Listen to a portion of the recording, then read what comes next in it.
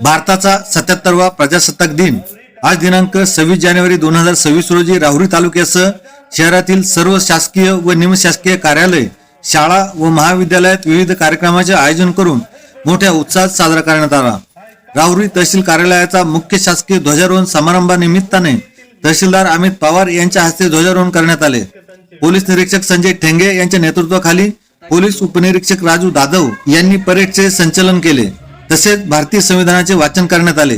यावेळी पोलीस पथक व गृहरक्षक दलाच्या वतीने तिरंग्याला सलामी देण्यात आली। प्रसंगी शालेय विद्यार्थ्यांनी प्रजासत्ताक दिन, मतदान तसेच प्रवास करताना हेल्मेटचा वापर करण्याबाबत जनजागृती केली।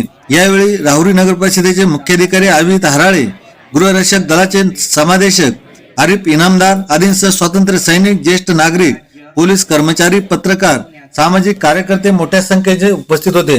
तसेच या प्रसंगी शालेय विद्यार्थ्यांना पोलीस प्रशासनाच्या कामकाजाबाबत माहिती देण्यात आली। शहरात दिवसभर देशभक्तीच्या गीतांनी परिसर दणाणून गेला होता। टीव्ही न्यूज नेटवर्कसाठी प्रतिनिधी आर. जाधव, राहुरी।